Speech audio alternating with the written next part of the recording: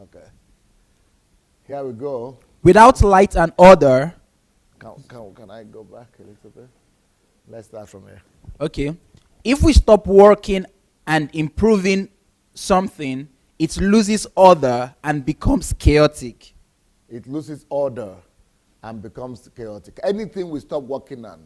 So, therefore, order is so important that sometimes it's preferable not to even create something or build something if you'll not be able to maintain it. And the way to maintain order is by enforcement. Enforcement. You've got to enforce it through constant observation and enforcement of the rules. Otherwise,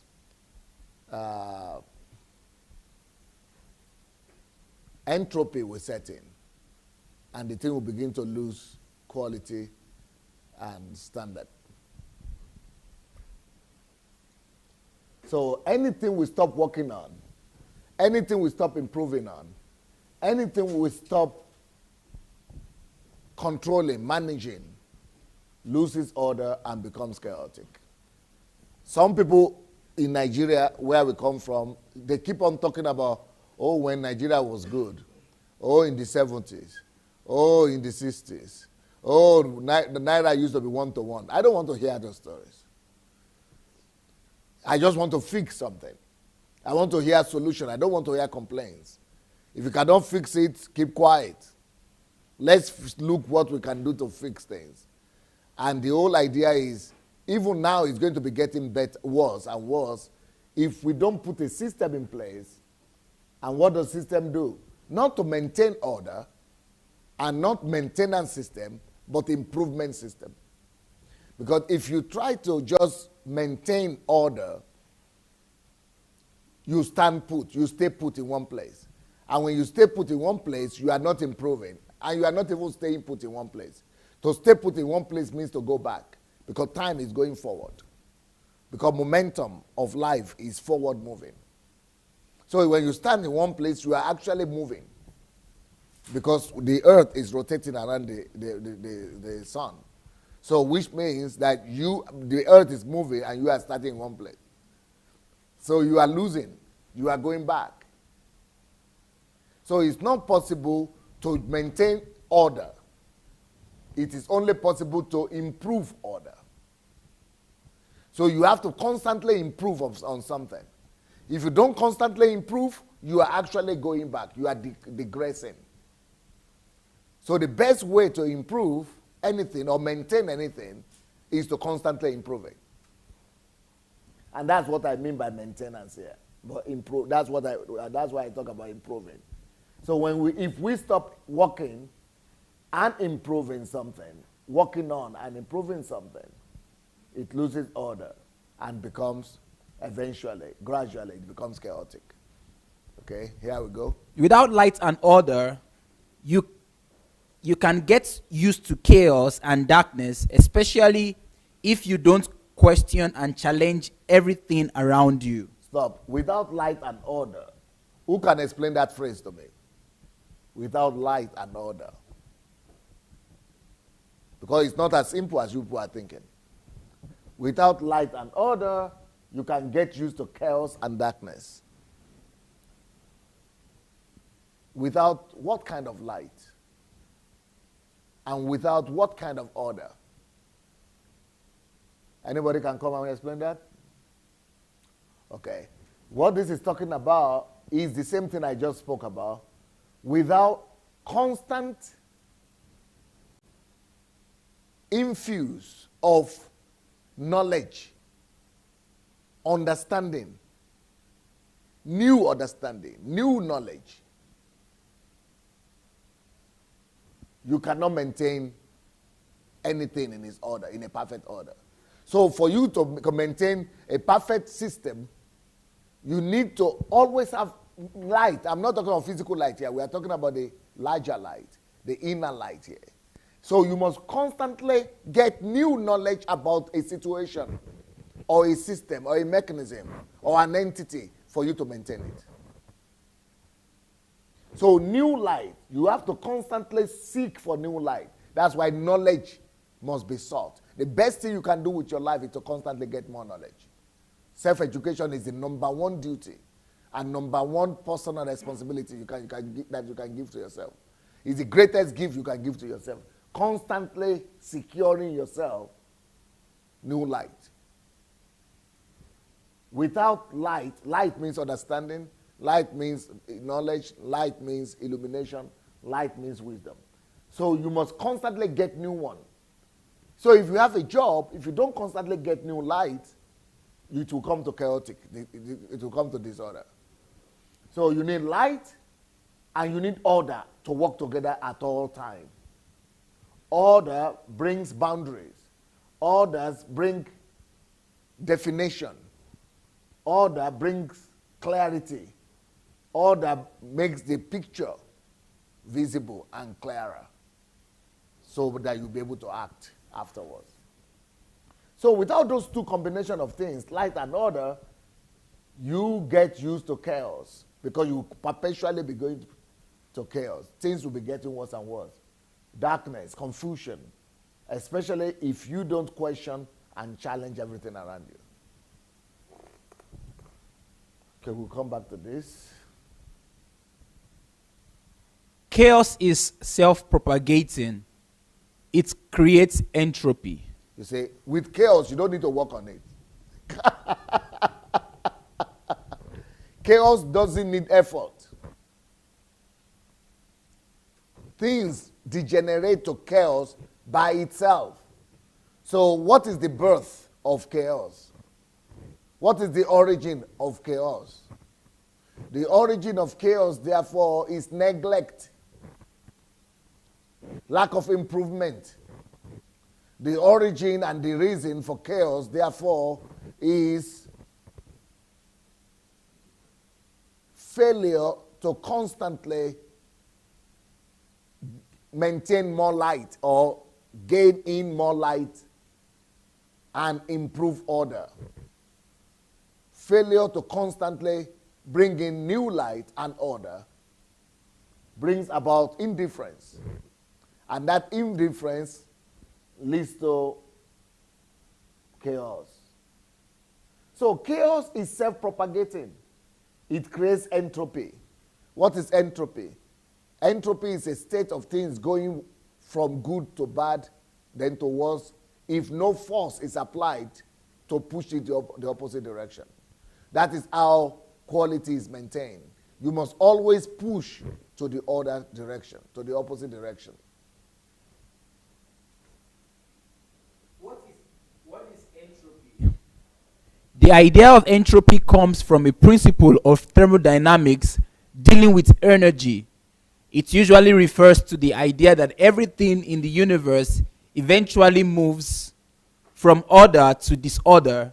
And everything eventually moves from order to disorder. So that means if you take United States of America or Holland or Finland or Sweden and you don't improve them, you just want to maintain, but not improve constantly, everything automatically, you don't need Satan, comes to the state of disengagement, chaos, when there is no constant pressure to improve.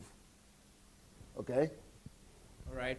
So it usually refers to the idea that everything in the universe eventually moves from order to disorder, and entropy is the measurement of that change. Yep.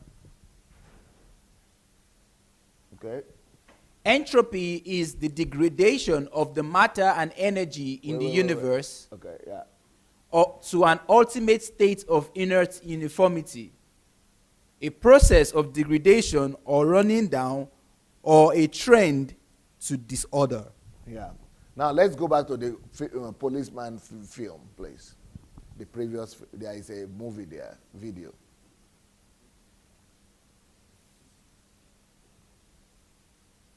Yeah. This is the first one here.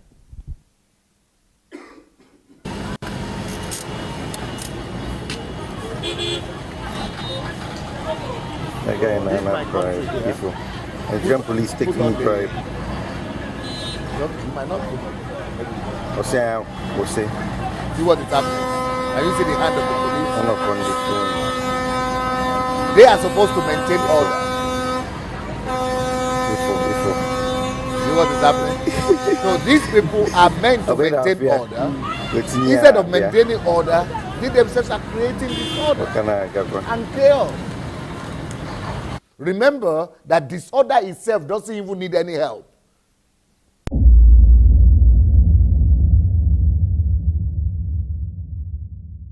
Put the other one, the last one, the last page.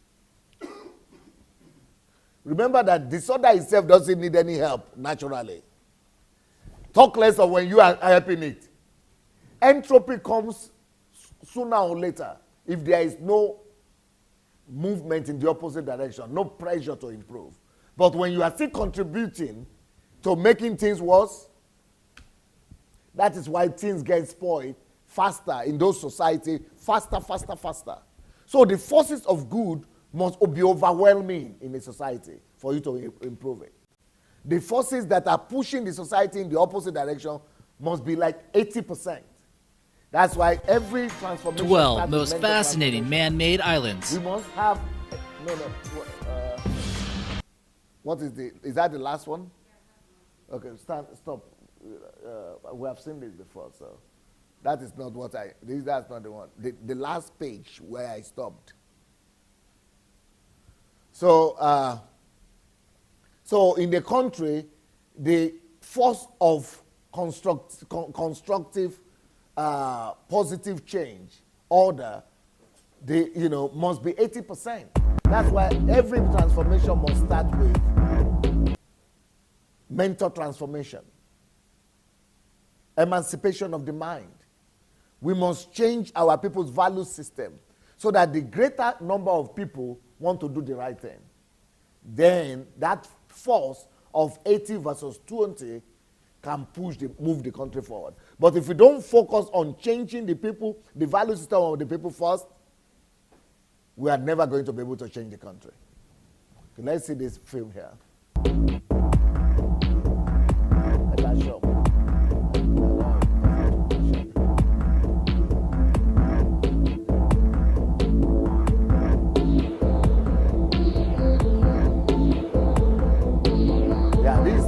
We want to show you the picture of entropy. No matter how good a nation or a country is, no matter how good or the quality of the building, this might have been $1 million house. But because it's abandoned, it was packed. Nobody is even coming to do anything. Just packed, not being touched. What it is after years of neglect, indifference, and abandonment. This is entropy. This is how entropy is. So order, therefore, for order to be maintained in any system, there must be a force greater and stronger than the force of nature. There must be a force greater and stronger than the force of entropy. The force of good, the force of light, the force of order must be much stronger and forceful.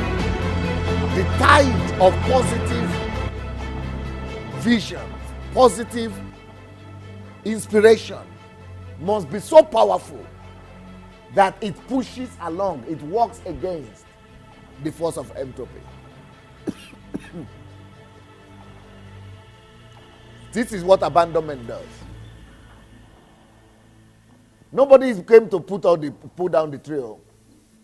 It's just by itself. So chaos is self-propagating. This is what I'm trying to show you. Chaos is self-propagating. You don't need to help it. Now, this is chaos by itself. Nobody is doing anything bad to it. Now, come and consider if somebody is destroying it or contributing to its destruction. It's like things already go from good to bad. Things already go into entropy by itself. But if you are now having irresponsible people, you just hasten the process of destruction instead of the process of construction.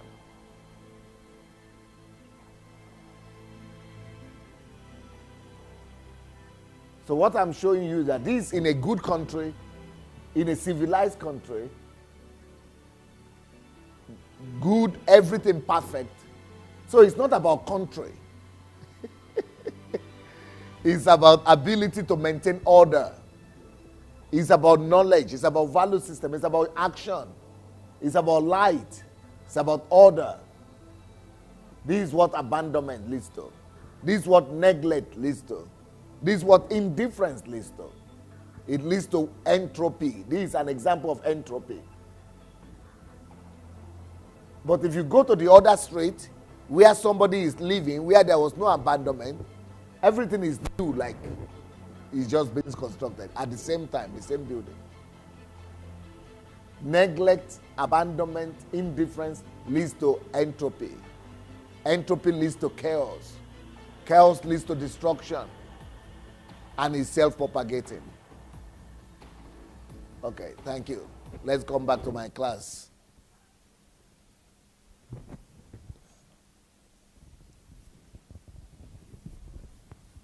Okay. Entropy is the degradation of the matter and energy in the universe to an ultimate state of inert uniformity, a process of degradation or running down, or a trend to disorder. Okay, bring the cursor to the. It's not there. Bring it to the center. Click, click, click, click. It's not. Okay, it's okay now. Darkness and chaos will continue until a force of light and order comes. Always remember those two combinations. Force of light and order. Not action yet. We already saw in Edo State. You already saw in Edo State what happens. And what happens in Edo State is they want to bring some change. They have a good idea to improve, but they didn't know that constructive change has to start with the force of light and the force of order. Any other change that starts with action without first of all sitting down to plan and to see clearly will create even more destruction and more chaos. Okay? To stop, correct, or reverse a chaotic situation, there is a need for conscious and deliberate effort. Yep.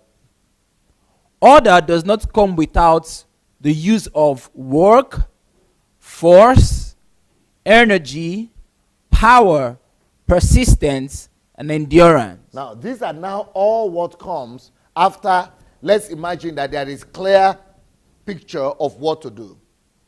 So we have a clear picture of what to do, what to correct. Then physical work begins.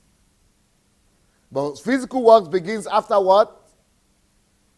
After light, picture, order, picture, clarity. Then we have work. Then, why do you need force? Because force is what pushes back entropy. The force to the other direction. And force is needed for work to be accomplished. Energy too is needed. Power, persistence, endurance. Now you understand why I write those books about energy? Because these are things people don't talk about. But you need them. But in our churches today, and in my country, Nigeria today, people run away from persistence. Because they think you don't have faith, or you don't believe in God, or God will do it. But nothing ever comes to order without the opposite force. Without energy, without power, without persistence and endurance, and without force. Anything, either a spiritual thing you want to accomplish, any job you want to get done, any goal you want to get accomplished, must include work, force, energy, power, persistence, endurance. Our people don't want to endure anything anymore. Our people don't want to be persistent about anything. Everybody wants, what do you call it, microwave miracle, breakthrough, in Jesus' name, prophetic declaration. That is what everybody is now waiting for. Why do people go to church these days? Prophetic declaration. Now, this is New Year. In my country, everybody is prophesying. And if you see the thing people are writing in the New Year, even this whole week, people are writing things like, this year will be a year of this for you, prosperity for you. This year will be your year of favor. This year will be your year of breakthrough. This year will be your year of, abundance. This year will be your... Those things don't come without force. You need to apply, even faith, you need to be forceful with faith. Energy force must be applied for it. Work, force must be applied. You need energy to be able to accomplish anything. Power is needed, persistence, endurance. I have not heard anybody say this year will be your year of endurance. Your year of persistence. Your year of energy, force, work. We just want to get something for nothing. That is no reality. It doesn't work like that. See all the prophetic, all the prophets, all the bishops, they are telling people to fast for 20 days, 30 days, come for prophecy, come for that prophecy, come for this prophecy. It doesn't work by prophetic declaration. It will only rob you. It will only take money from you and give it to those people who are prophesying to you. They are after your money. Get smart. Get ready to work. Okay? We'll come back to this later. The proper function of man is to live and not to exist. I shall not waste my days in trying to prolong them. I shall use my time. You see, you need to live means to use your time. Put energy in it. Now, let's look at Nigeria here. This is a picture of countries, 15 countries that exported the highest amount of oil and the amount they made. So, it is in $1 billion, right? Nigeria is number 8 richest country from richest income, the richest country from oil in the world. We are number 8. We got the most money. Nigeria and Angola. This is every year for the past 40 years. We've been making money like this. But do you think you can see it? Other countries that are on the same level, like we are making the same money, like Kuwait, about the same amount of money. Iran, Kuwait, United Arab Emirates, almost about the same amount of money we are making. Do you think you can compare us? You can't. Or Norway, we will make more money than Norway. More money than Mexico, more money than Qatar, than United Kingdom, than Kazakhstan. But those countries look like 100 times better than ours. Why? Order is what we need. Not that we don't have money. See the position we occupy. We are bringing in a lot of money. About this amount also is still coming from people in diaspora. Nigerians in diaspora, they even send in more money than this. About 30 billion is what they sent. Oil gave us 27 billion last year, and diasporans gave us 30 billion. And all that, you think you can go and trace it? It's like nothing is sent, Papa. It's like nothing, actually, nothing is sent. You go to Nigeria, in fact, it's like it's getting worse. The more money you send there, the worse it looks. Why? It is not money that's our problem. It is order.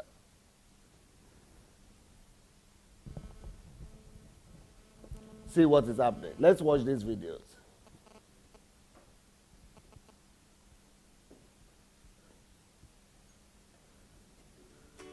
Comparison between Nigeria and another country that is making the same amount of money as we are making from oil. This is the same country that is making the same amount of money like we are making. See how they look. The first thing you will see here is not money. But orderliness. Order is number one thing you will see. Because we make the same amount of money.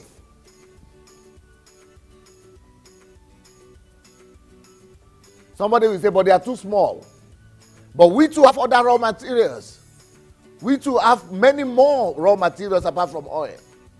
Many more. We could also maximize that. We are also selling those.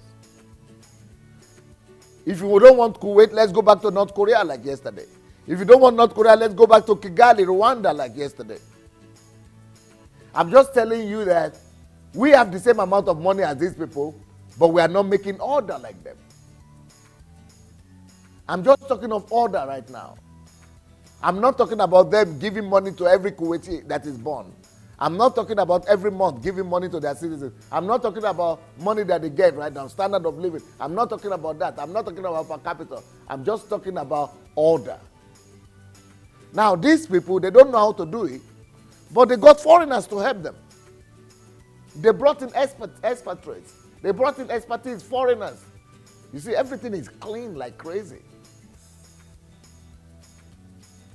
Order is more important than money.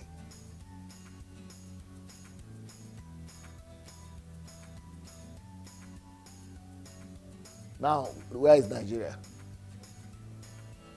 Is he in this film or is coming? Let's now show you Nigeria. Yeah, let's see Nigeria. So I'm not talking about per capita income. I'm not talking about money, income. See, I'm just talking about order. Only one thing, order. See. So this is not talking about GDP. This is not talking about money that is coming in. This is just talking about, look, make you see order. Start it from the beginning, let it play. Play up. You see? Chaos. Chaotic. Everything is, no order. Lack of order is the biggest problem.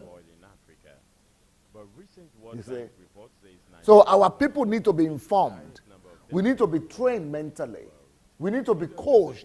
Our people, that's why I showed you, you remember the film I showed you about America? How they train their people. We need the same thing. We need the coaching, national training. Bring order to the mindset of people. Coach people how to drive in the street. You think anybody is coaching anybody? Coach people how to cross the road. Coach people, because they've not even seen it. Many of them have never traveled out. Coach them how to look after their houses. In how to take care of their surroundings. Not to carry things on their head. In spite of the fact that 11 Nigerians were mentioned in Forbes' list of 40. Nigeria is rich. It's the richest country in Africa. But where is it? Is that the way it is? Is that the way wealth is? Let's go back to that Rwanda again. Where is the Rwanda film? Show me the Rwanda.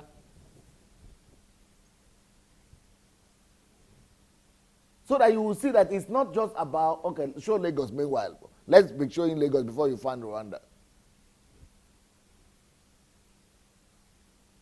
So this is another Lagos here. Nothing works. Good cars, so you see there's money in the country. But see car, see lorry, see everything just stopped. Everything just stopped. So it's not that people cannot afford to buy car. They buy car but they cannot drive. Why? No order in the roads. You see buildings too are there, but nothing is functioning. People are walking with it. You see people are walking right in the middle of the, you see, but people are lying on the floor. Some people, you see, lack of order. So order itself is wealth. Order by itself is wealth. If you have money, you don't have order, you don't have anything. See, everybody's competing. No demarcation for anyone. No regulation, you see. The regulator is even there. He's not educated. I mean, he's not informed. He doesn't know how to do the job. And people are not even respecting him. Because there is no respect for law and order.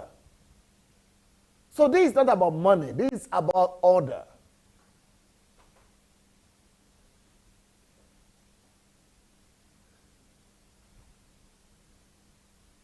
Okay, now let's see Rwanda.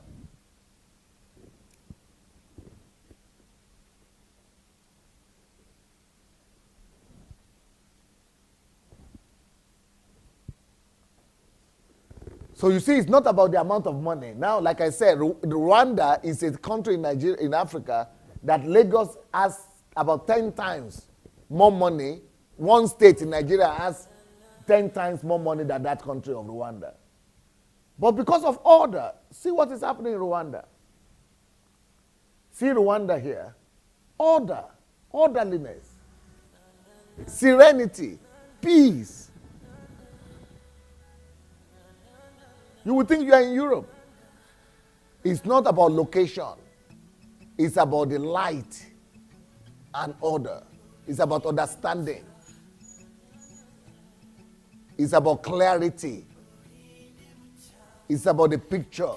It's about the head of the people involved. It's about the mind of the people involved. You see, trees are planted. Palm, it's like California, you know. Palm trees everywhere.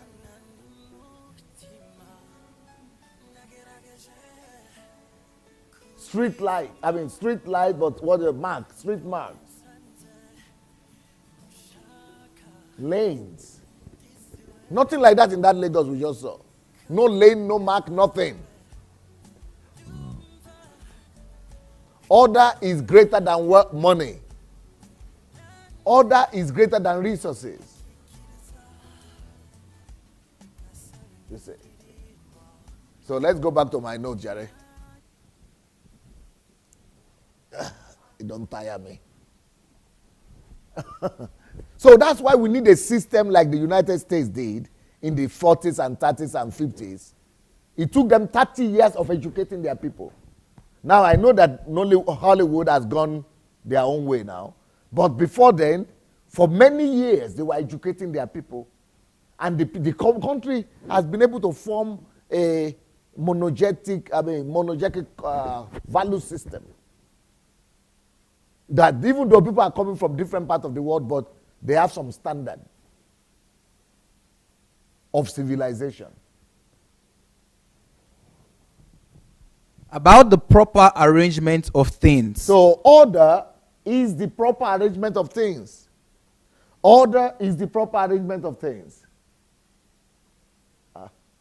What happened? Hello?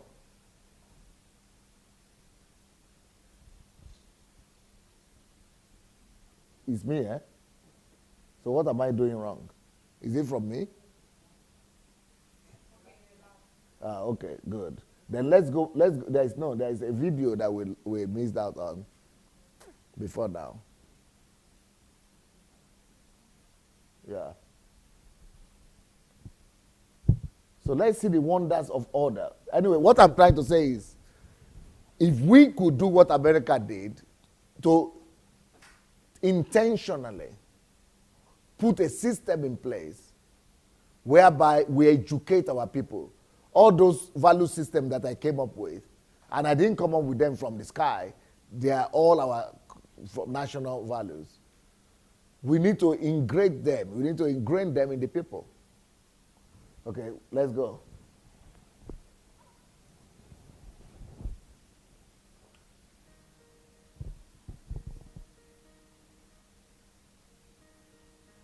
This is just how nature I'm a lawyer by and profession, order. but I'm an ocean lover by Are we passion. here?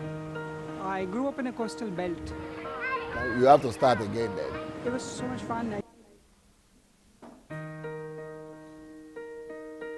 So just see how beauty, just order, how order My name is creates Afroz beauty. Shah. I'm a lawyer by profession, but I'm an ocean Louder. lover by Can you passion. make it louder? I grew up in a coastal belt.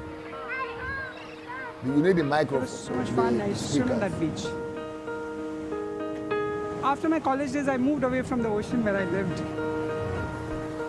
And when I came back, suddenly I saw I'd lost my beach. So for me, it was a question of basic human right, you see. This is India. If my environment or my ocean is in dire strait, what do I do? I said, I'll wear my gloves. And that's the first day I went in October to clean up. And it's been a big journey of 60 weeks. And I couldn't do it alone. So I moved around the streets, met people. So I would explain what I'm planning Remove to the do. something because he's speaking with a big accent. No, let it play. Just remove the volume. Is rebuked. As every mission. So the idea here is that he came home, he was away, see the beach. This is India, it's like Nigeria. But he organized, one man decided to bring back order to his environment. He organized people, neighbors, to remove everything and bring back heaven to his city. One man's effort. He's not even a governor, he's not a government official, he's nothing, not anybody. Just individuals working in awareness that I can make a difference, I can do something. This is India. The only place that can compete with Nigeria, I guess, and Bangladesh. Bangladesh and India and Sri Lanka, those are the people Nigeria is competing with. But one man can make a difference. Each one of us can begin to take responsibility for something. Begin to, let's even take the responsibility for our house, for our neighbors. Tell people, inform people. One man's effort can make a whole difference. You see?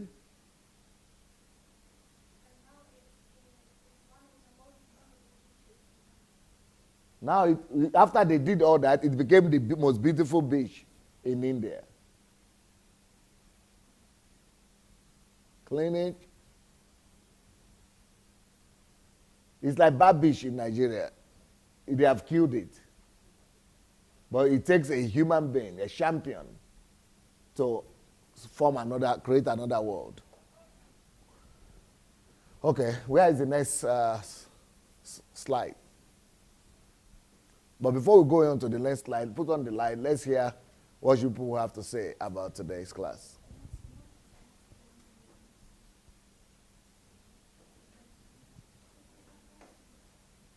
Tisha Gavarite. Where is anybody wants to share anything, or you have to all stand? What do you get from this class?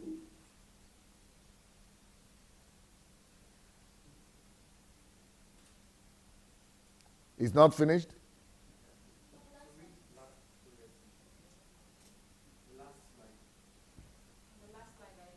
But why did you tell me it was all? Okay, read it, please. Yeah. Lessons about the proper arrangement of things.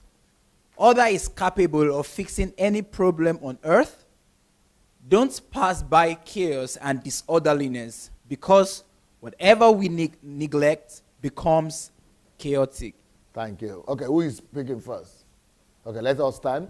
Everybody is standing. Put on the light. Get the other slide ready. So anybody wants to sit first, we come first to speak, then you can speak. You can sit after that. What have you learned tonight?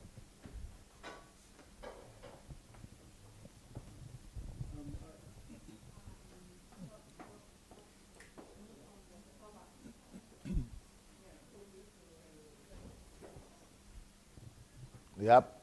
Yeah, I think for me, it's the fact that when you mentioned that it is better not to start any project, any project if you know you don't have systems capacity in place to maintain it. Yeah. To maintain it, because that's one problem we have in Nigeria. They see something overseas. Nice. They just come without investigating or doing their research to find out what system the nation has put in place to ensure that it's not just maintained, but it's constantly improved and constantly upgraded. We just come and we just build. And you discover that after a year or two, that beautiful structure, beautiful office, beautiful road just completely collapse. And because they don't have the system in place, they don't have the knowledge, the know-how of how to maintain it and how to keep it going, the whole thing just collapses, and it becomes an issue. That's why we have so many white elephant projects in Nigeria, particularly. Sometimes they start a project and they can't even finish the project. The ones they are able to finish, they might not even use it. And the ones they use, they can't maintain it. And that's why, just like the example of university, I think Obafemi Awolowo University is just a classic example. And even University of Benin is also a classic example. They have all this mighty structure, but no system in place to actually make sure that those buildings are constantly updated. And from what DSA has taught us so far, if they understand the concept of building a system, then these things will just be how do I put it now? We talked about yielding from self-propagating, and you wouldn't need to put so much effort for things to just move. So I think it's one culture, and we need to imbibe in Nigeria to try and understand the importance of creating a system before you even go ahead to build to work on any project. It doesn't matter, it might be in the educational sector, the health sector, whatever. A system has to be in place so that we don't spend so much money and it all goes down the drain. Okay, yeah. Thank you. Okay. The only thing that I want to add here, I just want to say it in general, because this is the problem it's not only the problem of Nigeria, I think this is an African problem. I think according to the way I was watching these videos, to do the job without looking at the profile of that company that's going to build a certain thing, a road or something, they just pick up anybody as long as they are related or they are friends, and they give the tender to the person to build a road. At the end of the day, without making any investigation or looking at the profile of such a company. I think that is one of the most things that play a role, giving authority or responsibility to somebody who doesn't have an experience of doing such a job. Okay. Thank you. What was going through my mind while I was looking at the video and through the DSA lecture, it's actually Nigeria 20 years ago, 40 years ago wasn't as it is today. So, and it is because of the process of entropy. Okay, everybody in Nigeria is always saying that. Nigeria 10 years ago was good, 50 years ago was good. It wasn't like this. But what system did we put in place to move in the opposite direction? It has to be a greater force, like 60%, 80% greater force that is moving, intentionally moving in the opposite direction before order could be maintained, or talk less of improvement. So, and that's the point I'm coming back to, that it is because of the scripture says, my people perish because they don't have vision. So it is because of the greatest light which is missing. So, and as a result, we can't actually, when there's, the illumination is not there, and we can't form a picture. And if you cannot form a picture, so if we put a structure in there, then the purpose or the goal or the asset that we have, we cannot, that order, we can't put that order in place. So, and as a result, I think every one of us needs to do something. I'll tell a short story of a man who found himself in a barbish, and he saw loads of fish that's been washed out of the ocean. And he looked at it, and he doesn't know where to start. People are saying, you know what, how many fishes will you want to return back into the ocean? And he said, well, if it is one, then I have saved life. I've rescued one. So I think it is time for each and every one of us out there, every Nigerians, to actually really start doing something. Thank you. Okay, thank you. Let's go to the class. Let's go back to our class. The next class on. I told you to get ready. Put off the light, please. Yep.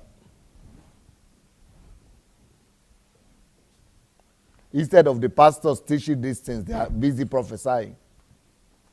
One lesson alone, teach for 1 whole year. Order everywhere. Order, order, order. Sit down, everyone. Teach order in every church, in every mosque, in every school. The whole country will change. If you do it for 20 years, 10 years, 5 years. Okay, can we go? Law creates order. Okay, the topic of today is law creates order. So this is the role of this is the second topic for today. This is a new topic. How do you title it? Do you title it in a way that people will know? Okay, because this is another lesson now. This is lesson number 4. So the one of the greatest key to order and what that God himself created is law. Law is an instrument of order. Law is the reason why God came up with law is because he was pursuing the goal of order. The goal is order, law is the means. So law creates order. Whenever God wants to achieve order, he brings about law, he introduces law. Not just spiritually now, I'm talking of community society. So the need for order is what brought about law. Law, therefore, is as a result of the need for order. Laws, regulations, instructions, commandments, statutes, they are all requirements needed to maintain order. All of you who live in Europe or America or overseas, you are inundated with laws wherever you live. Laws everywhere, rules everywhere, regulations everywhere. That's why those societies work. The societies where they don't have any regard for laws don't work. There is always disorder, chaos, confusion, and disintegration in those kind of societies. So here we go. Law creates order. There is another class. Here, let's go. Romans 13:1-4.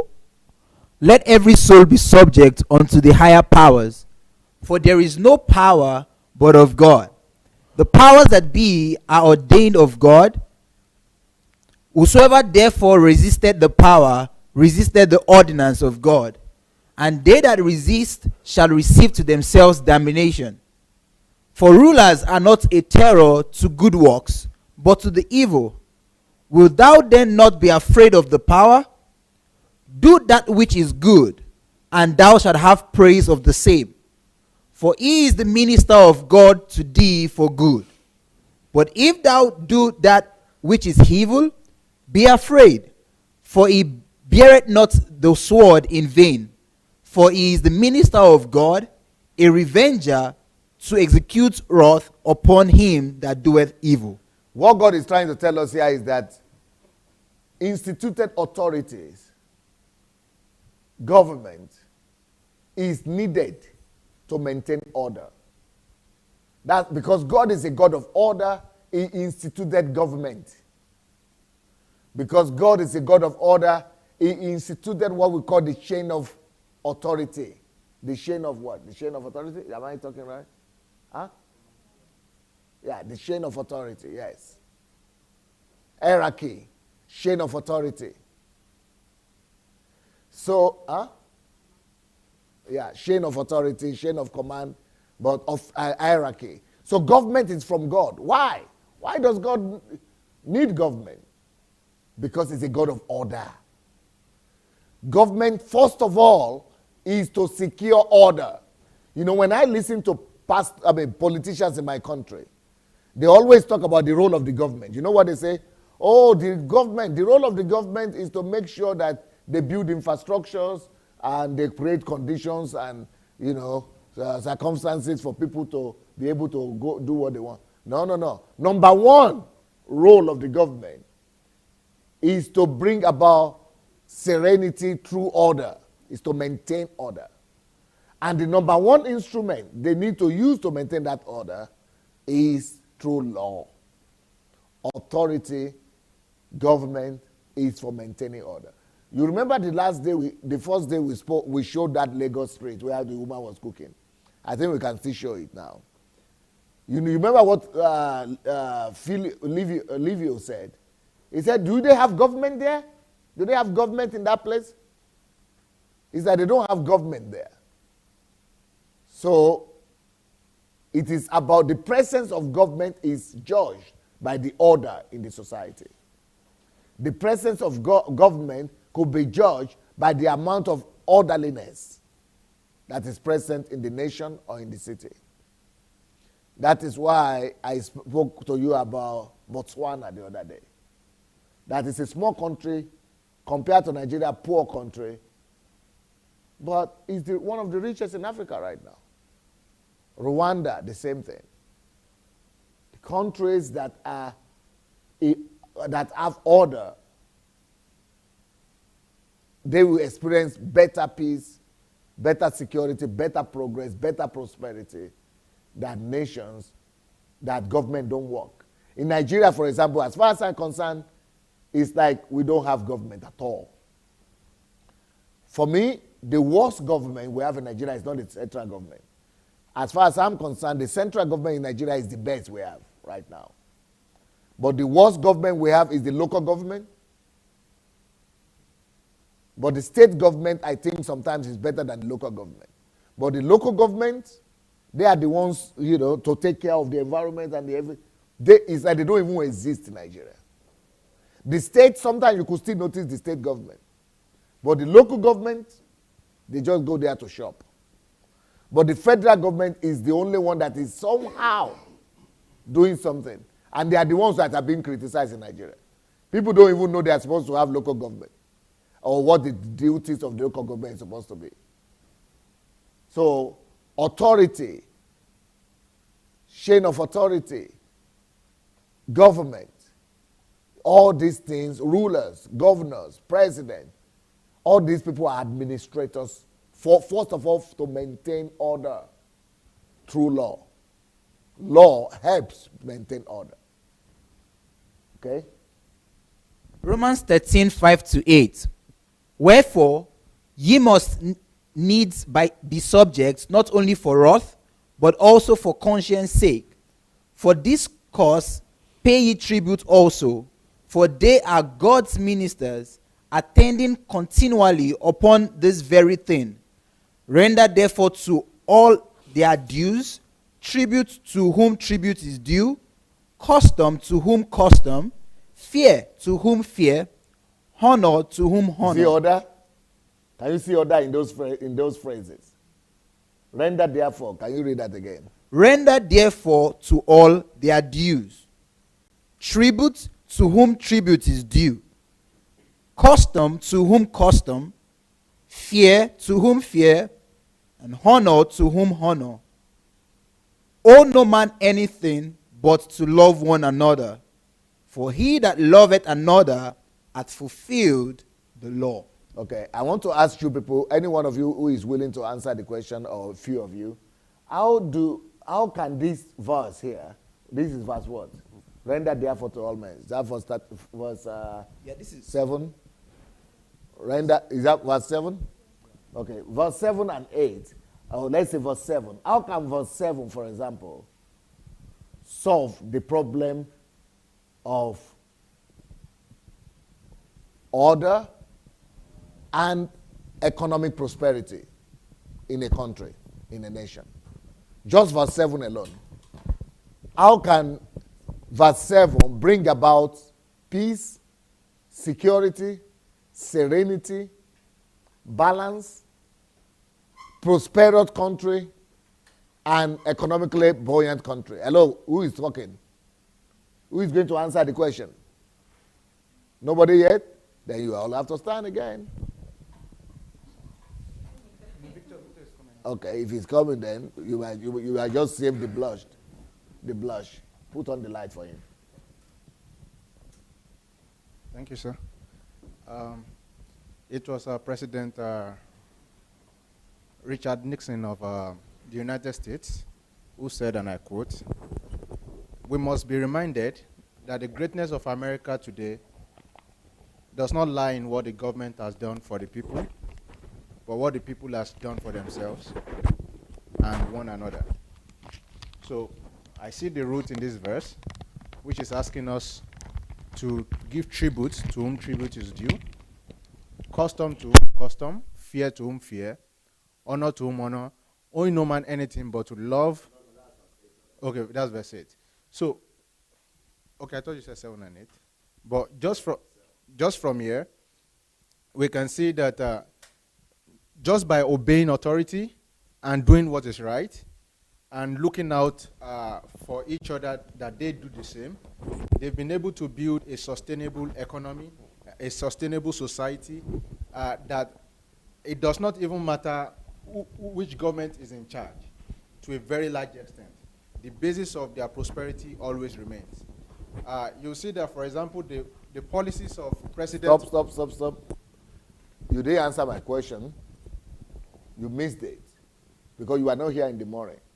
So you don't know how to relate the question to the scripture and to the answer, to the practicality of the answer that I need to hear. So let's get somebody else and you watch out to see how the answer will come. He wants to try. I think 7 says, render, is that 7? Render therefore to Yes. all their dues. Tribute to whom tribute is due, custom to whom custom, fear to whom fear. What just came to mind is the fact that as citizens, we owe the government of the day,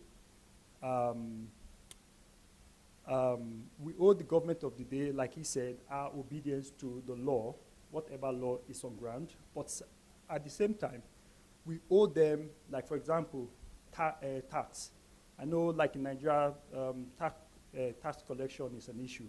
But apart from that, we also owe the government the need for their accountability. The government must be accountable to the people, and therefore, the people should demand the government to be accountable for whatever the government uses the money for.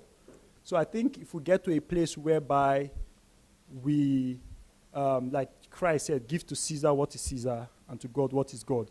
If we can identify ways that we can actually support the government of the day by obeying the laws, and like he said, starting first and foremost from ourselves, imbibing the culture of law and order, and at the same time demanding the same thing from the government. Not a bad answer, but I guess I will have to give this one myself.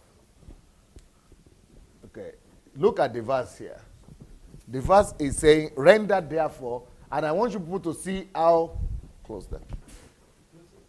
I want you people to see how I will answer this question. And this is what I showed you in the morning, how scriptures must come alive for you. Don't just read the Bible and know it in the head. What he came to do is, Victor came to do, he read the Bible, but he's not relating it to life. He's not using it to bring answer and solution. He's relating it to other knowledge that he has. He's bringing other knowledge that he has into bear. But other knowledge must be supportive. The question at hand is this one. So how do we use that one verse to solve the national problem of a country? That's my question. You are near. You are close. So what we do is, render therefore to all their dues, which means to a governor or to a head of state or to a politician. That tells me that every every government must take it upon itself the duty of knowing all that live in the land. There is no way for you to render to all their dues if you don't know all. That calls for census. That calls for statistics. That calls for compulsory registration of all citizens and visitors in the land. If you don't have that, you don't have basis for government or for governance.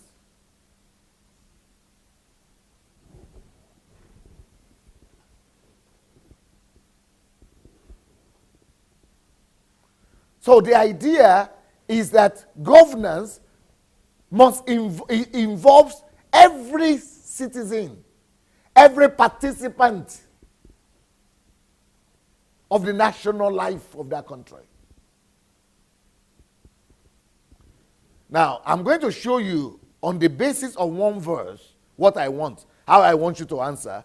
Then we will go back to the other previous verses, and I would like you now to come and answer for me how other verses there could help also bring order to Nigeria or to your country where you come from. But let's start with this one. Render, therefore, to all their dues. Did you find the logic in what I said about census, statistics, and registration, compulsory registration? Yes. Do you see the reason? Because that's the basis of order. If you don't have that, there is no need to say you have a government, which indeed means you don't really have government. What are you going to govern? What are you going to govern if you don't know who lives there, and the amount of people who live there, and the amount of people who don't live, if they live there or they don't live there? So there is nothing to govern when you don't have the amount of people when you don't know the amount of people you rule. Is it connected to this one? I touched, no? So there is nothing to govern. There is nothing to govern if you don't know their names. So let's say you are a citizen of let's say you are a citizen of my country, and I don't even know that you exist. And there is no registration for you, no statistics for you, no figures for you. How will I be able to harness your resources? How will I be able to ask you to pay your dues? And how will the government pay its due to you? How will I be able to know your gift and channel your talents? How will you be able to contribute? How will we know the skills that you have that you can render to the next one that is there in your neighbor? Because there is no statistics for you, there is no statistics for him. He is in need, he is suffering. You are in need, you are suffering. Statistics, compulsory registration is therefore not an option when it comes to governance. It's not an option. Every government that comes to power must know everybody. There must be compulsory child birth certificate, or what do you call it? Registration and certificate. There must be compulsory death registration and certificate. There must be compulsory registration of address of residence. There must be compulsory registration of income. There also must be compulsory registration of education level. There must be compulsory registration of skills. There must be compulsory registration of certificates. There must be compulsory registration of potentials. There must be the compulsory registration of likes and dislikes and hobbies and interests. Now, that's what it takes to harness the resources of a nation. And everybody will now be rendering their dues to one another. That is order. Order is not just in roads. Order starts with the greatest capital you have, the human capital. Because there are 5 major sources of capital. One, which is time. Second is what? Space. Next one is what? Work. Hard work. Work. Then order. Then human capital. Okay, where is my verse? Thank you. Render therefore to how many? All. I can't get it. All. But if I don't know what your need is, even if I know that you exist as my citizen, but I don't know your due, I don't know your needs, what will I render to you? I'm supposed to render to you some dues, some services. That's why there must be a record of your state, of your needs, of your desires, of your ambition, of your dream, of where you are now, of your certificate. Now, that is when we now begin to talk about the largeness of a nation being its wealth. There is no talking about the largeness of a nation being its wealth when we don't even know you exist. When there is even no record of you. We don't even know what you can contribute. So we cannot be saying right now the blessings of the largeness of our Nigeria is only indirect, informal, and passive contribution. Because you are not even recorded. You are not. But it's not just that you are doing something or contributing or not. But governance is not just even to know that you exist. But governance is the ability to be able to channel your human resources. All the resources, potential, and ability that you possess in yourself. The ability of the government to be able to actually channel it for maximum productivity and maximum result is the act of governance.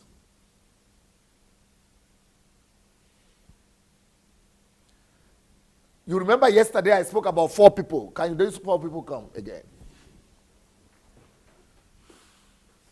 We'll put on the light, please.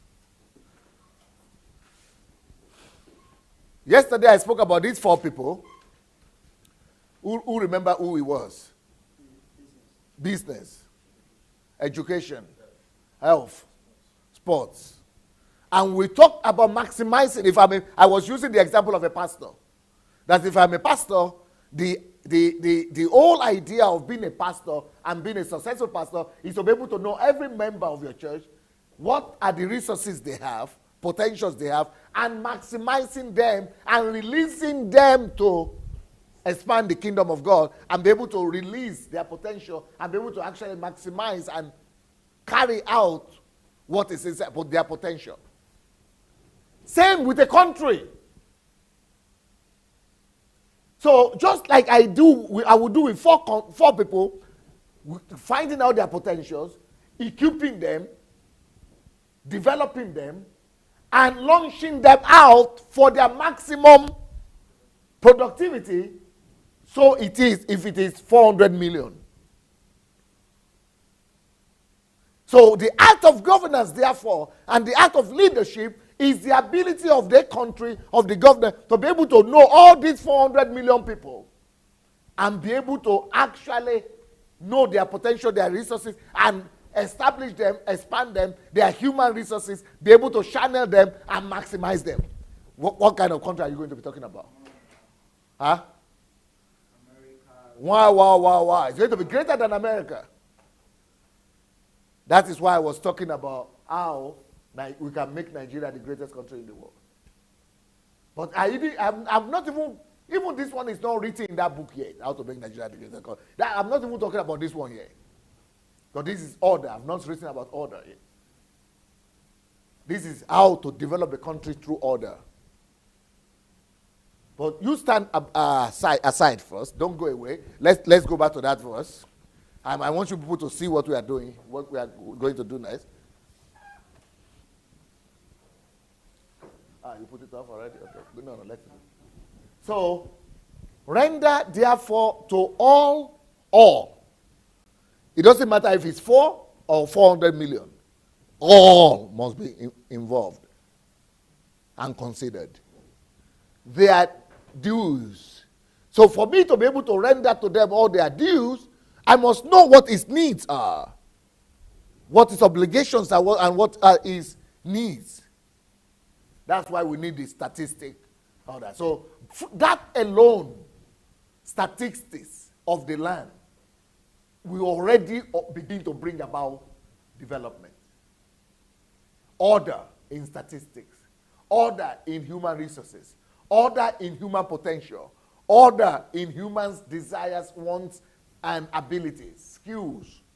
And then the organizing and the channeling of the resources perfectly already brings about development. Okay, then we continue. Then it talks about tribute. Tribute to whom tribute? Now, what is tribute? There is this word tribute. Can you look for tribute synonyms of tribute or tribute? Because in the olden time, when in the time of Roman Empire, when this Bible was written, and when in the time of Jesus and the time of the disciples, people used to pay homages or tributes. It's different from tax, but yeah. But let's see what we can call it today. No, yeah. Okay. Yeah. Go ahead. Not that one. Not that particular tribute. There is another tribute. Okay. Let's even say tribute. Let's say duties or obligations. Let's use that as a synonym. So everybody must have an obligation. Everybody has a duty to perform. Yes.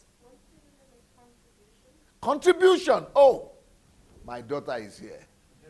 Thank God. Glory to God. Contribution. Beautiful. That is the perfect idea. Perfect synonym. Contribution. Contribution. Can you imagine a society like that where we know about everybody's potential contribution? Where everybody has contribution, not money contribution, or that's the one the churches know these days. So we are talking about human resources contribution. And the act of governance is the ability of the governors or rulers to be able to make sure that everybody has the opportunity to contribute mentally, socially, politically, economically.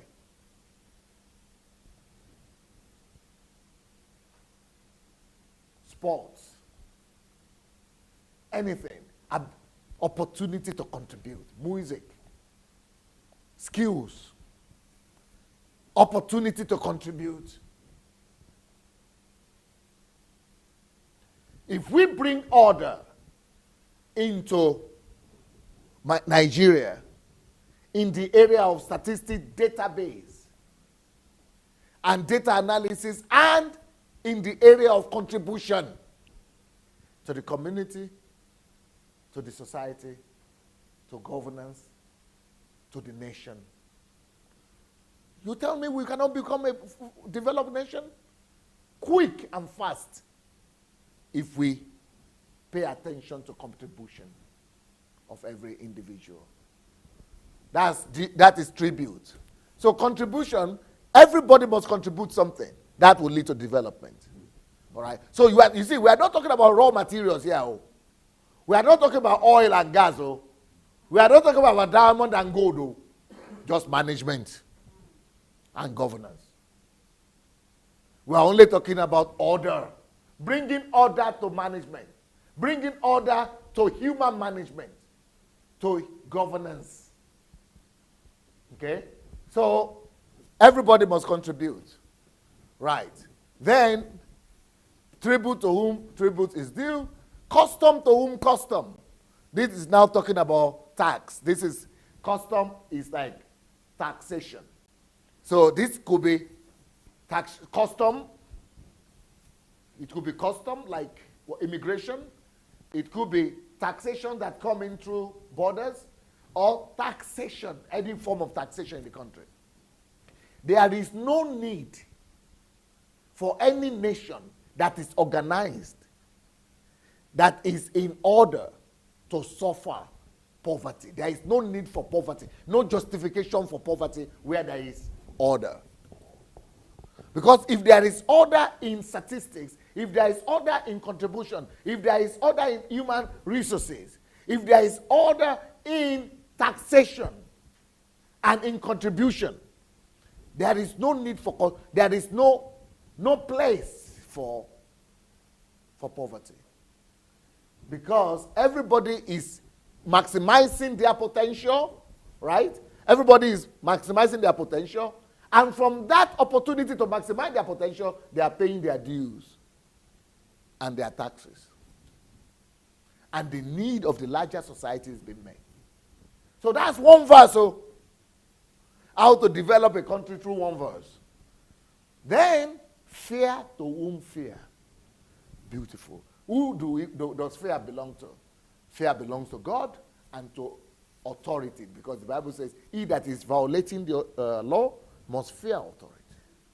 That means you build a society where law works, where law is supreme, where there is equality before the law, and law is above individuals. That's what you talk about fear. So everybody doesn't fear, nobody fears anybody, but everybody fears the law, not to violate the law. That's making the law work. Tell me a society where the law is above everybody else. Equality before the law. Law is above everybody. Nobody is above the law, that is. Everybody is afraid of violating the law. If there is order, that is another way to maximize the prosperity of a land. Through law, effectiveness of the law. Then, honor to whom honor. Now, what does that mean? Honor to whom honor. That means reward system. There must be reward system in the society. Reward and penalty. So people who excel in anything must be honored.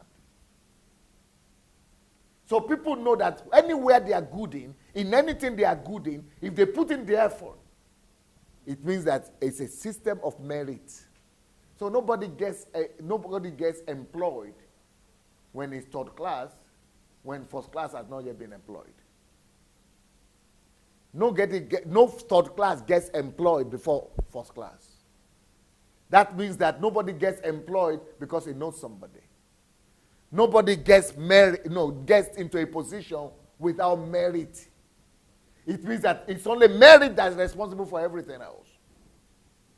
Hello? That's what government is about. That is the functionality of the government. And that's what government is supposed to be for. And that is why order and law secures order. And law and order brings about prosperity. This is how law and order should bring about prosperity to any nation.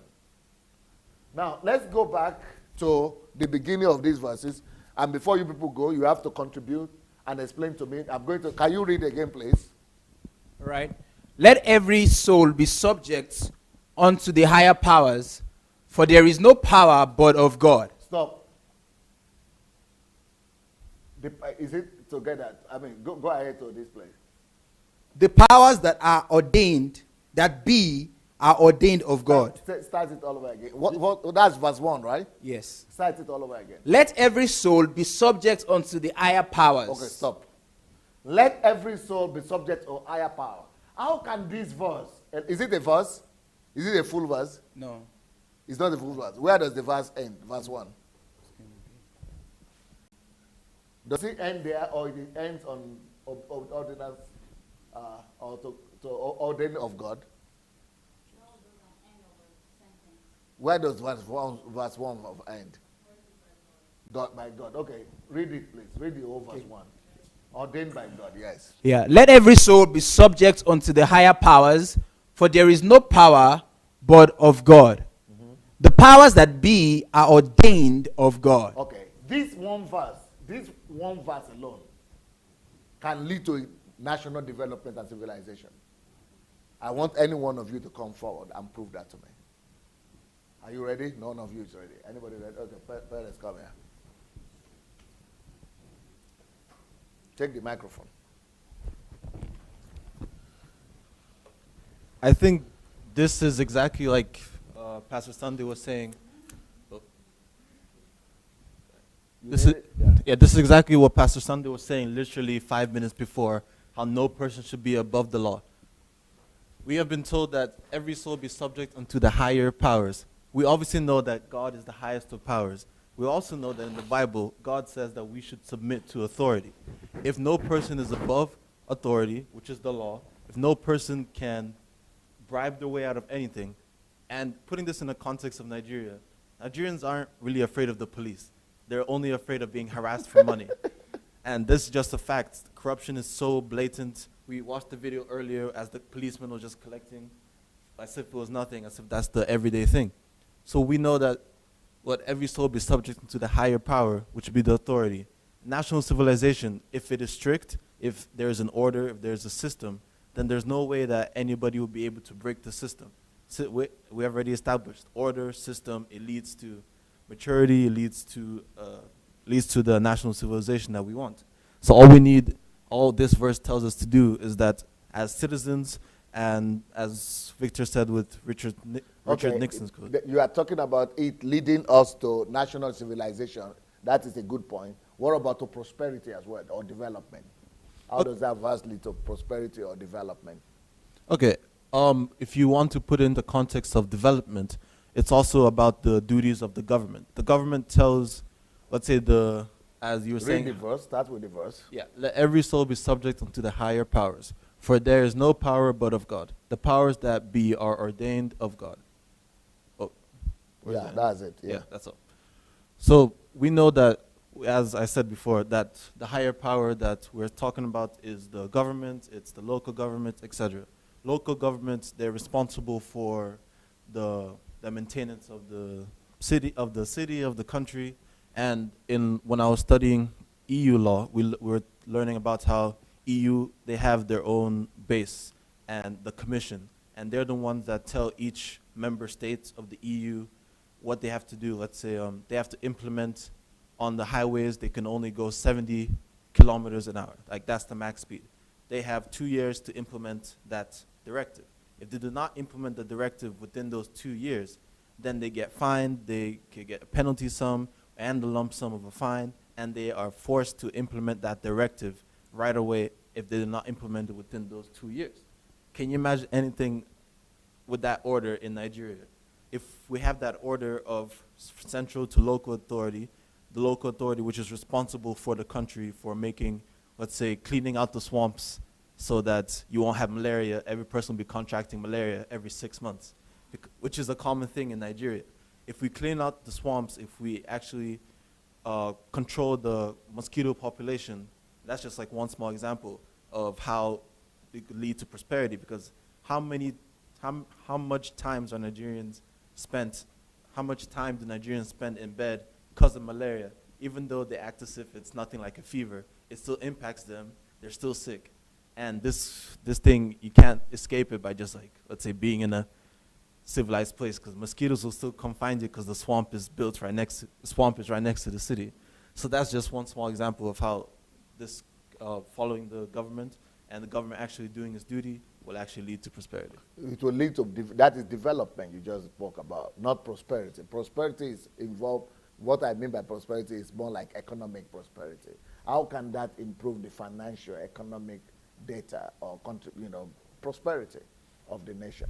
Okay, if we want to put it, let's say in a financial context, the whole, what Pastor Sunday was talking about, how we need to know every person. Recently, I was visiting one of the people who works in the Nigerian embassy, and somebody else talked about how Nigeria doesn't have like a welfare system.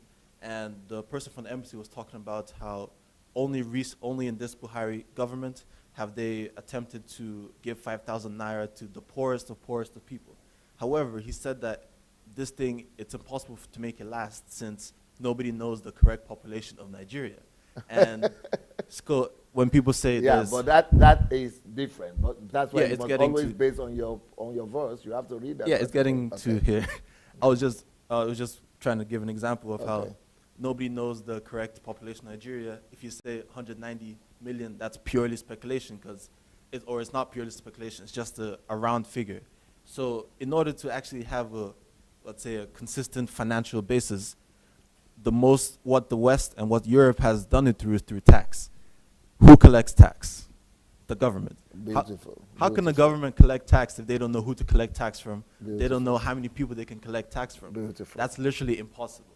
So obviously with the previous verses, with every person needs to like have a, let's say, national ID card, tells the age, they need to know what income they take, because income tax is based purely on income. How can we give income tax if we don't know who's paid what? We don't know if they're even paid, especially in such a cash-based system. There needs to be some form of order which would say how much this person is paid, where even this person is from, et cetera, because it's ridiculous that even in the Bible times where 2,000 years ago, 2,000 years ago, where Joseph had to go back to Bethlehem in order for the consensus that was ordered by the emperor. So if they can do that 2,000 years ago, what excuse does Nigeria have today?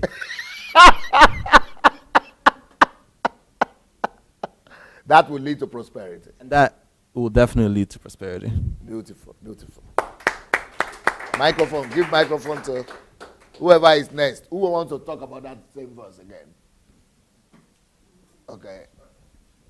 Ezinwa is here. So you have to start by reading that verse. It says, let every soul be subject unto the higher powers, for there is no power but of God. The powers that be are ordained of God. Is almost like the previous verse that you explained. It says, "Let every soul." It's still talking about everyone.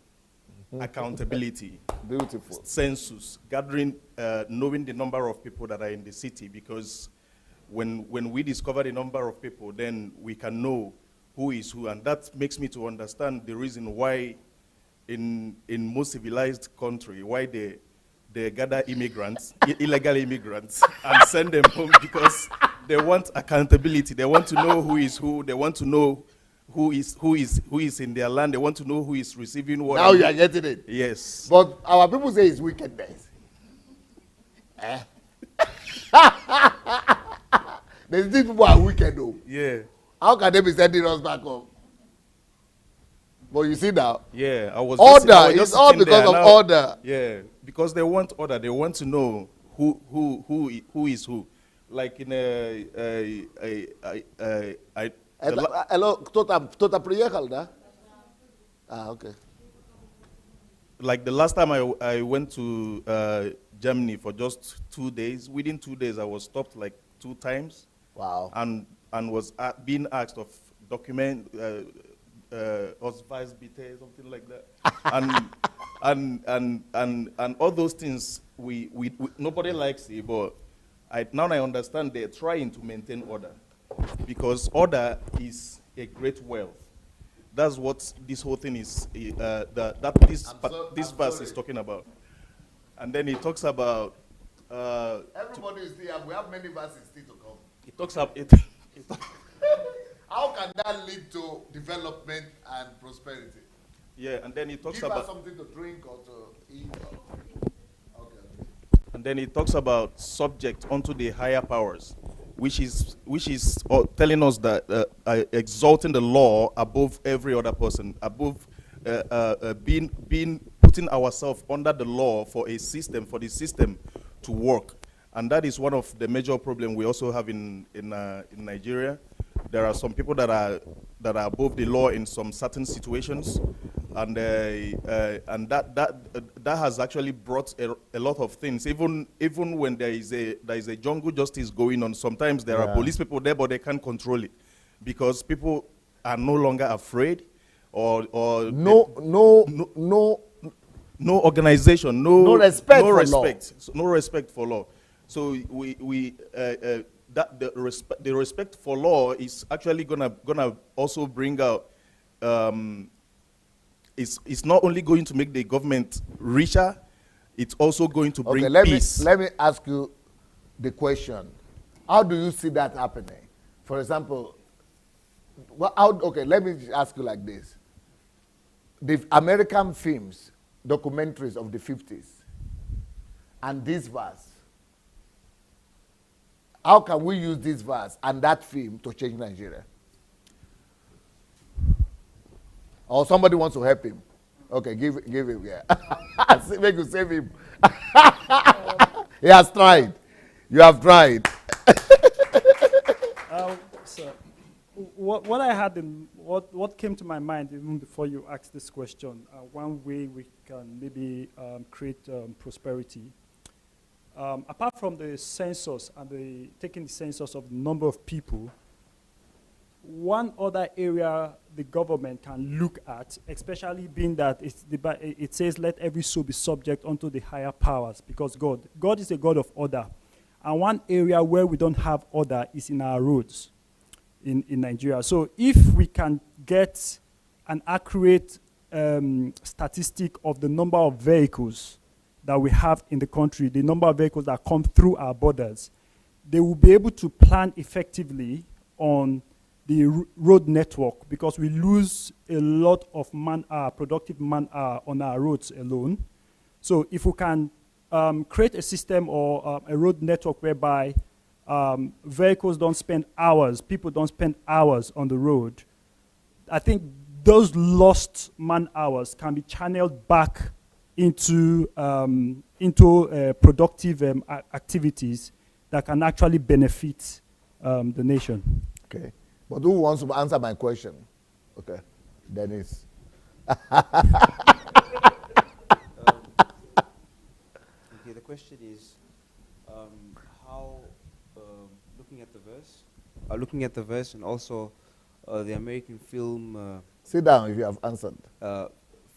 Film industry from the 50s. It brings to mind one of, I saw a documentary. I thought it was just a documentary about VW, but VW, the Beetle. We all know the Beetle, right? Beetle, right. Yeah, the car. So I think, I'm not sure if it's 1946 or something. It was, so I thought it was a documentary, but then it turned out to be an advertisement of the VW car. And they told people how to drive, how convenient it is. And also they showed how people should obey the rules on the road, how to load stuff on, how to park it. Wow. You should not leave it in the rain. You should park it where you should. It makes life convenient. You can take it for holidays, but always take care of it, and it will make life easier for the German population.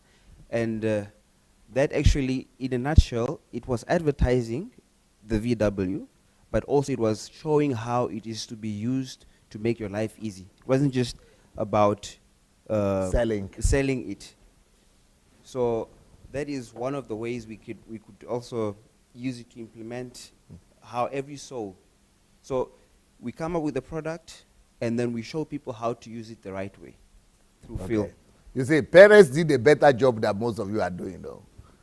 Because he's a student. I think you have finished school for a long time ago. Okay, go.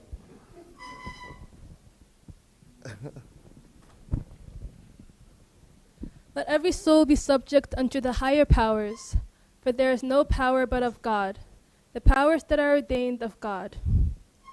So, for prosperity, prosperity and development, civilization. For civilization, it says let every soul be subject unto the higher powers. Higher powers being the law and the government.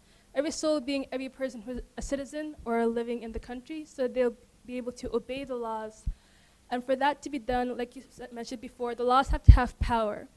And as Perez mentioned, in some places, like in Nigeria, nobody fears the law, nobody fears the police. So we first have to find a way how to give the law power. We have to let there be punishment, let there be consequences for bad actions. I know that there are places where there's a punishment for bribery. And we have to put that into place, execute that, put that into use so that, and in fact, when people try to bribe people, when criminals try to bribe the law, the criminal should be held up as an example of what not to do, and they should be shamed further instead of being rewarded by getting let let free by getting exactly what they want. And for that, people who enter the law have to be dedicated and have to be true, and they actually have to love their country and want to be a better place and not just be in it for the money or for the ease. So a generation has to rise up who wants to make their country better. Then once the law has power and is an actual threat, then the people will respect it and fear it and not just like break it with knowing that they could just get out of anything with money. Beautiful, beautiful, okay. And then law has power. That's for the development. So the law has to have power. We have to empower the law enforcement officers, and then make sure that there is penalty and consequences for the breakage of law. Okay. And then after the people fear the law, then maybe it can implant some rewards for some exceptional good behavior. Okay. But that's not important. Then, like the law now that it has power, has to implement the light that's in its mind, the picture. Okay. And they should already have a plan and should put into plan. Like the videos in America, that's the videos of America that you showed us. They had a system. They had showed people how to act through the videos. Many governments have to plan, like they build schools, they have hospitals, they build parks for enjoyment. They have, like there's a system, there's a plan for what they want their country or their city or the town to look like. And like, that's why we have welfare systems, and that's why we have public schools. So anyone could go to free, everyone could afford to go to school, and when that medical attention is needed, they can get that.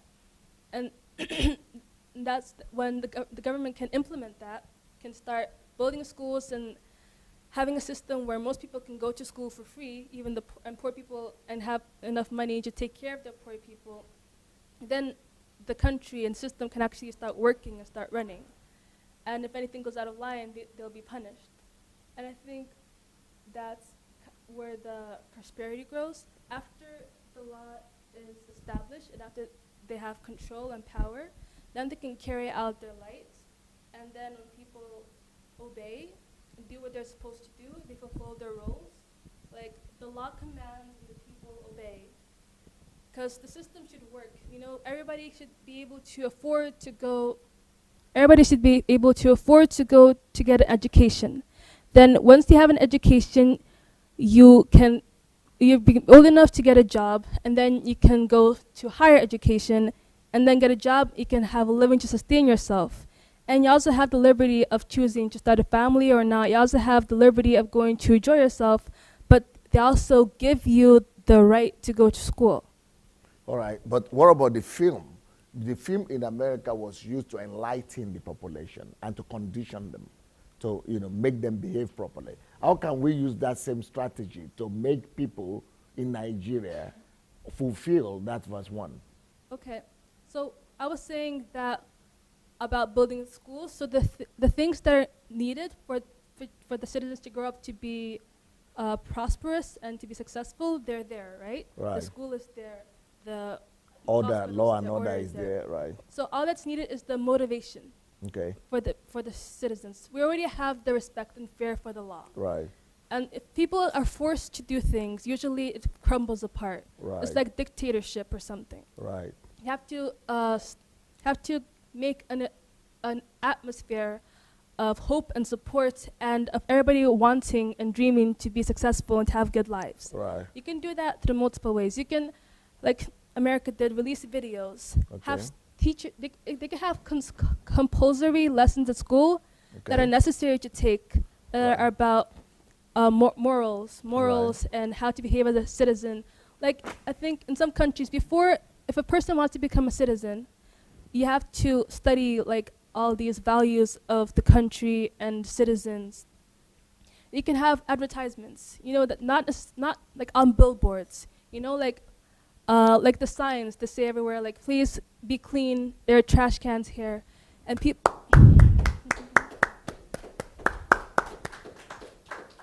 there are things like community service, giving people the opportunity to help with the atmosphere.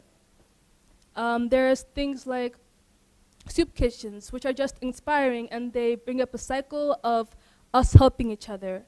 which can give people who have less opportunity, motivate them once they get into a better place to be successful and to help others. And people who are successful, taking time out of their life to help the less successful is a cycle.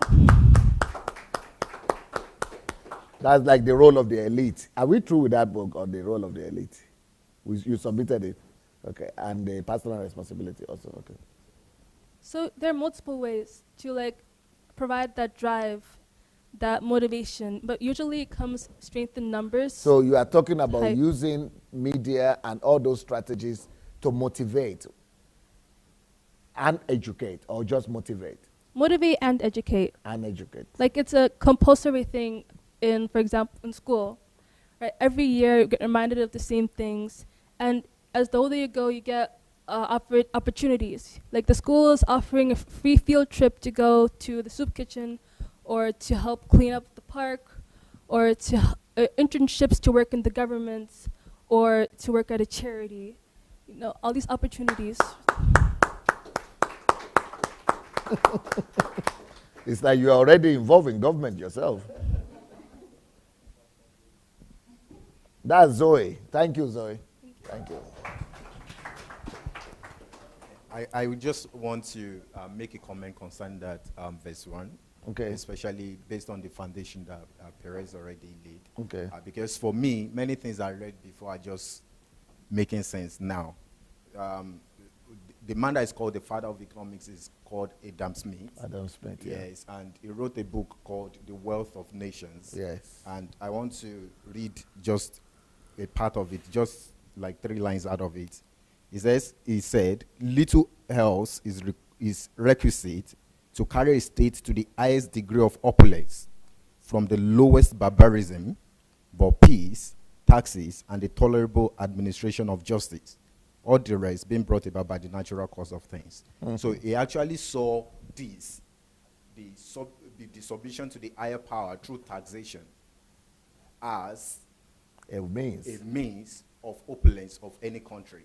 That a country is going to enjoy immense wealth if and if only the people, the citizens, are willing to submit to their government through taxation. It's unfortunate that all over the world today, taxation and responsibility of the citizen is seen as a burden, is seen as punishment. In fact, in one of my classes, I remember having very, very hard argument with one of my teachers concerning this topic, because Adam Smith also said, that what the greatest sign of freedom for a citizen is that you pay taxes. And I said, no, that can't be true. Taxation is a sign that you're a slave. that we want lesser and lesser taxes. If possible, the best government to us is the government that is not requesting taxes. From one of the quickest ways any government in Nigeria will run into problem with the people is if you demand taxes, because everybody wants to evade taxes and run away. And that has become a problem. So if we understand this scripture, which I don't think any church in Africa is going to teach, by the way. That I don't think any church is going to teach this. Like responsibility to the government. They are not going to teach it. I don't think this is ever going to come up. Go ahead. So it says, let every soul be subject unto the higher powers, for there is no power but of God, the powers that be are ordained of God. So we must understand that it is a sign of freedom to pay taxes to the higher powers, and by that we are able to generate wealth for the states. Okay, now let's go to another verse there, verse 2. Can you read verse 2 for me? Verse 2, whosoever therefore resisted the power, resisted the ordinance of God, and they that resist shall receive to themselves damnation. Okay, stop.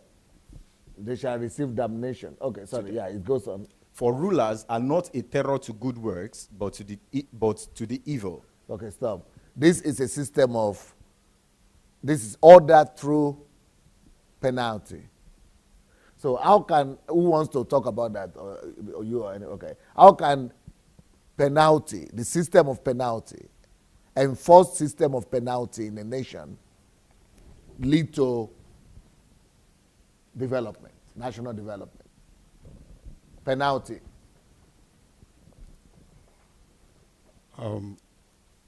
From my own view, I think that the system of penalty could lead to development by through deterrence of when you discourage crimes from the society, and also by through discouragement of crime by putting laws and order in place for people to actually to prevent people not to commit crime.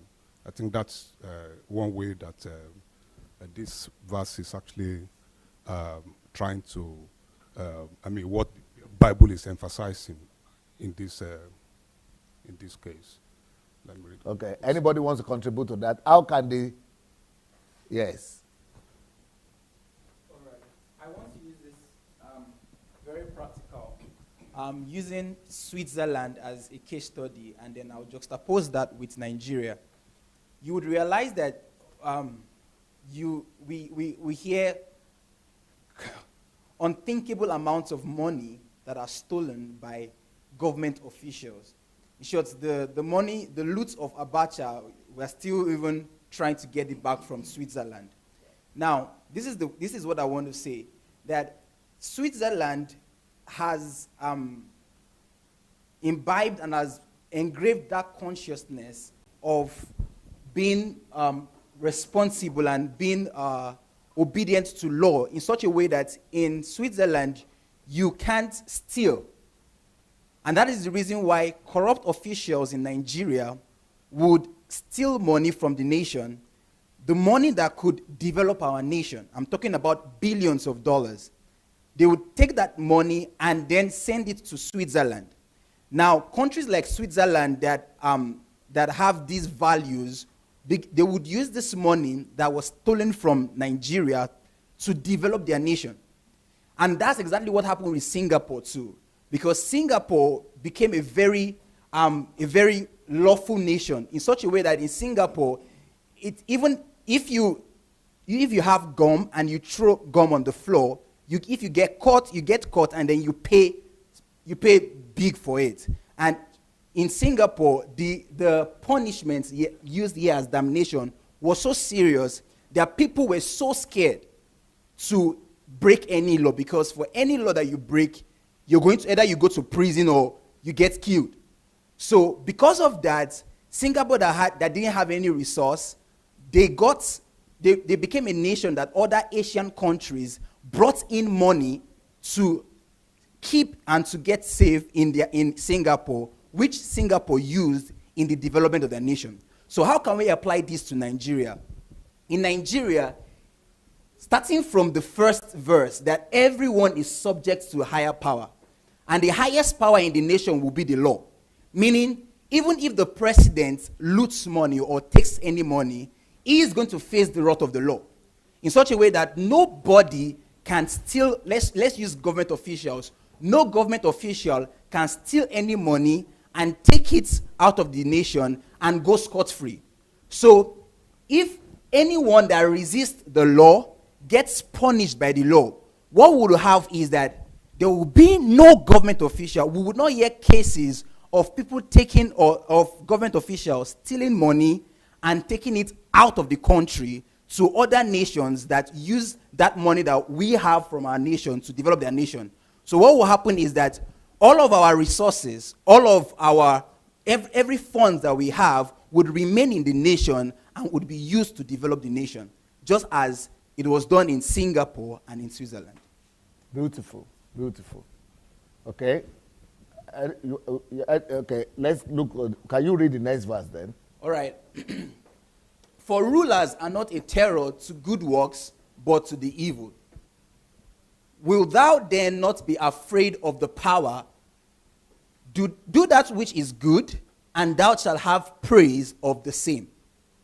For he is the minister of God to thee for good.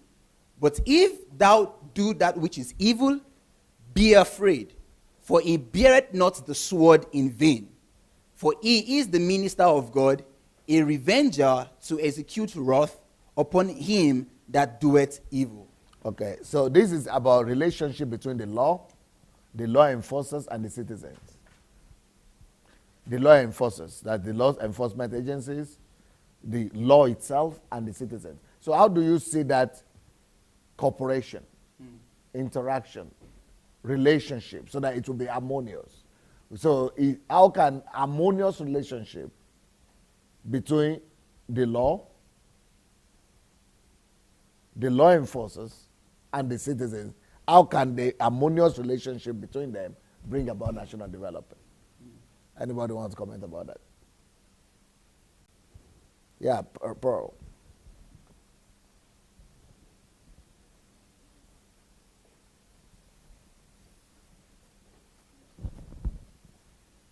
So, speak louder, please. Yeah, I'm just going to read.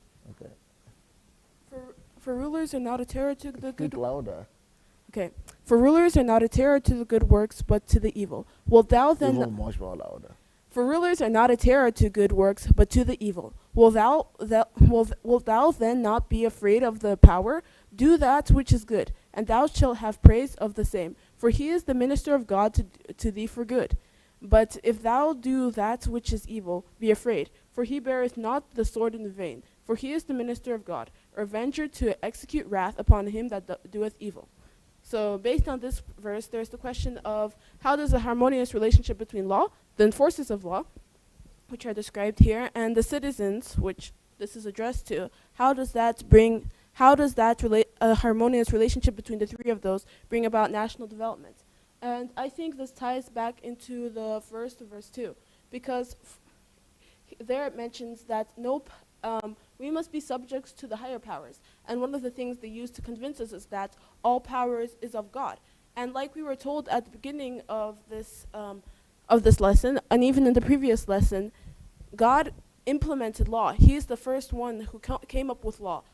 Order is the right arrangement of things. Order is from God. So when there is a harmonious relationship between law enforcers, the law, and the citizens, everything is in its right places.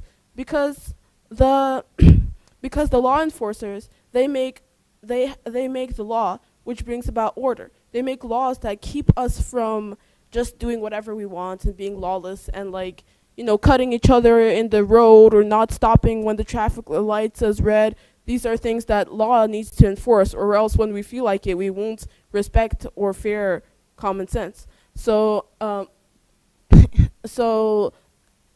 But when there is a harmonious relationship between the three, when the law enforcers properly enforce the law and they also follow it, so they don't steal when the law says not to steal, and when the citizens respect the law, that means the society is working properly because they're not doing what would hurt society, because they're constantly keeping things in order by following the law, and because the law is making order in society, there are more opportunities for people to develop, to bring greater good to society, but also to develop themselves and to make money, to pay their tribute to the law enforcement, which again enforces the harmonious relationship between the three. So then everybody is benefiting because the citizens, they can build a good life for themselves. The law enforcers, they get the honor they are due, and they get the tribute that they are due, and the society is in order. It's not in entropy. And on the other hand, you have, for example, we've been talking about Nigeria as an example of where there is disorder. Well, is there any semblance of a harmonious relationship between the law enforcers and the law and the citizens? Not at all. First of all, the law enforcers, even though there's law to some extent, they don't even seem to take it seriously based on their actions. Second of all, the citizens do not take the law enforcers nor the law seriously at all. They have their own opinions, their own church doctrine that they follow above the law. And so there's disorder everywhere. The country can't develop because without the law, because without there being a harmonious relationship between the law and the citizens, and consequently those who implement the law, law enforcers, there can be no order, which means there can be no national development, only chaos, which will naturally get worse on its own. Beautiful, beautiful. Okay.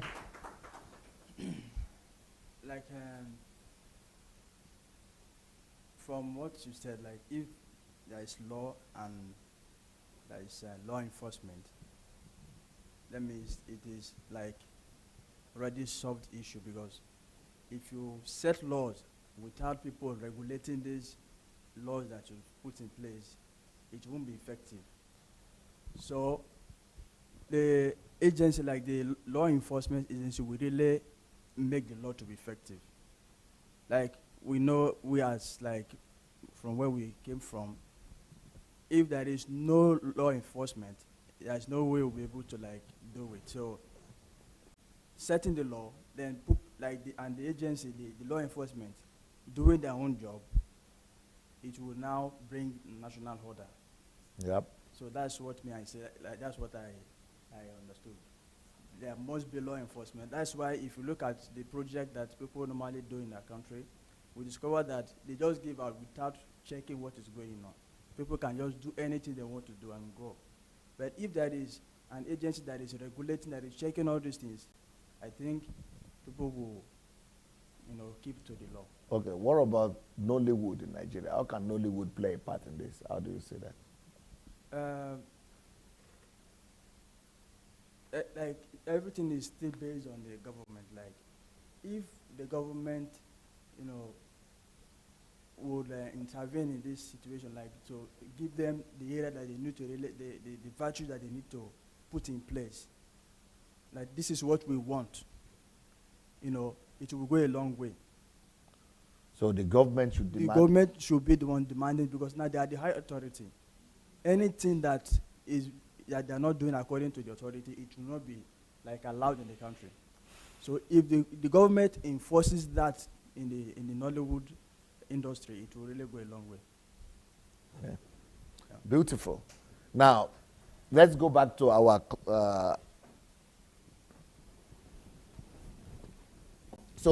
but before we go back to our lecture, I want to ask the question from let's say Victor. Victor was the first one that came forward to answer. Do you see how to apply scriptures in details? And all of you, do you remember we did it in the morning?